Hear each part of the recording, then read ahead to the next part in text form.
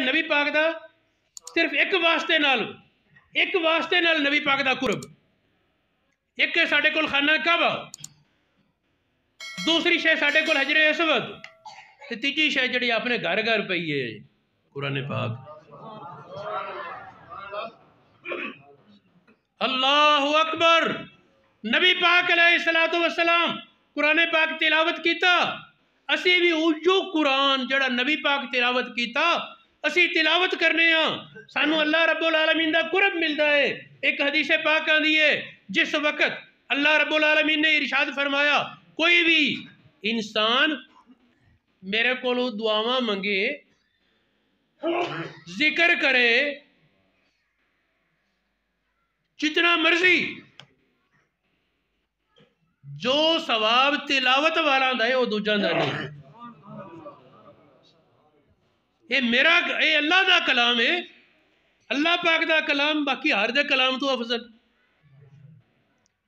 اللہ رب العالمین دا ارشاد ہے کہ اگر کوئی آدمی قرآن پاک دی تلاوت چاہی مگن ہو جائے کہ نہ انہوں کسے اور ذکر دا وقت لگے، نہ انہوں کسے دعا دا موقع ملے، ہر ویلے تلاوت جو لگا رہے، فرمایا جڑا منگن والا نو دیسا ہوں دے تو ودو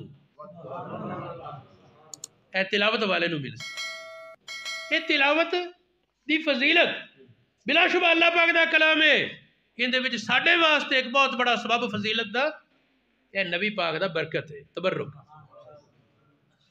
نبی پاک دا تبرک کہ نبی پاک انہوں پڑھا اسی بھی یہ پڑھنے ہیں۔ اچھا اس گل دے ایک اور غور کرو، آج بھی کوئی بچہ یاد کرنا چاہے قرآن پاک سوکھا یاد ہو جاندہ ہے،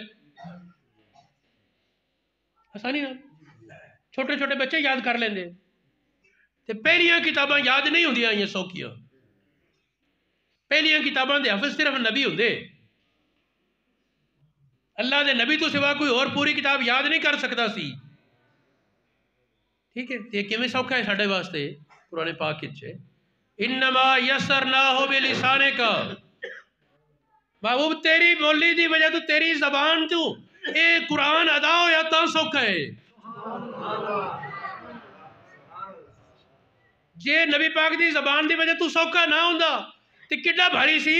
فرمایا لو انزلنا ھذا القرآن علی جبل، اگر اسی یہ قرآن پہاڑ تے اتار دیندے کی ہویا؟ لرأیتہ خاشعا متصدعا من خشیۃ اللہ، پہاڑ دے اوپر اگر ایک کلام نازل ہوندا پہاڑ ریزہ ریزہ ہو جاندہ، پرخچے اڑ جاندے رب دی حیبت نال۔ یہ محمد الرسول اللہ دا دل ہے جنہیں برداشت کر